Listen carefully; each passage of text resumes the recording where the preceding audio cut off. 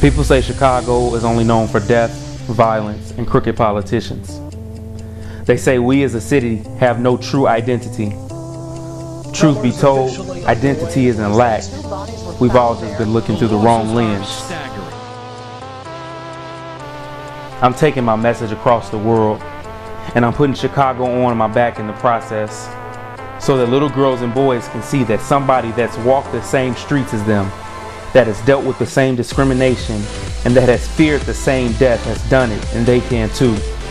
It's time to get over the life that we've been given, and it's time to create the life that we want to see. It's time to get over the hump.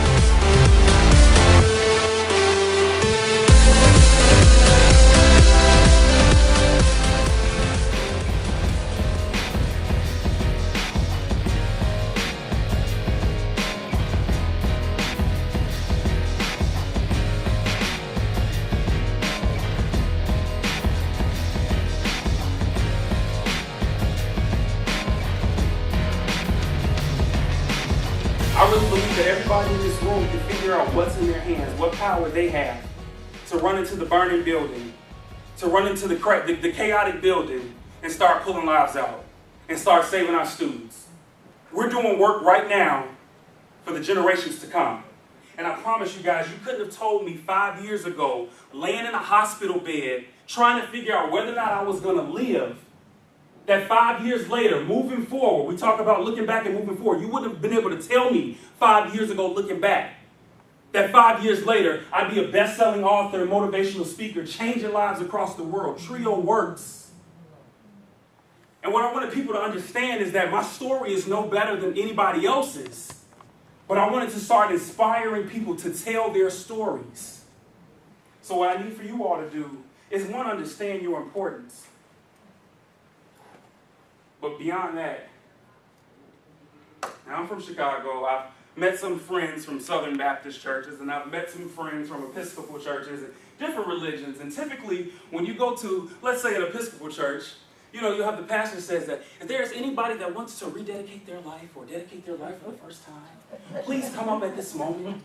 I really want to extend this offer of Christ to you. And sometimes you get to a black church and, you got the pastors with the riffs and the runs, or the Southern churches as well, where it's, if anybody wants to come and bring their life to Christ, they can do it. Come on down now. I'm not going to do any of that today.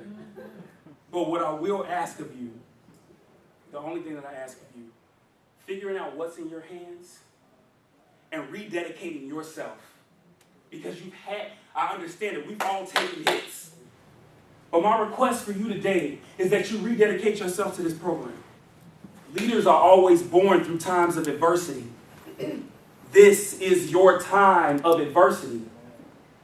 This is your students' time of adversity. But this is where we step up. This is where we create the change. I watched The Butler a few weeks ago, and in that movie they talked about the presidents who were around during that era. And when the change came, it didn't come from the politicians talking amongst one another. The change came from the leaders like the presidents and the vice presidents talking to common day people, talking to the folks in the field, talking to some of our local decision makers at each college. That's when we started to see things differently. Trio has pushed me to a level that I never thought it could. So I'm asking that you all not only reinvest in access and success, but I'm asking that you rededicate yourself to this program in a way you never have. That when you step foot out of Chicago, get back on that plane and go back to wherever you came from, that there is a new dedication, because you realize that Trio is not falling. Trio is actually on the rise. Leaders are born through times of adversity, and everybody in this room is a leader. Everybody in this room has the capability to create change. This is the time when we work together. This is the time when we collaborate more than we ever have before, beyond what paperwork says, beyond what policy says. And we get back to that point where we start using real life tactics.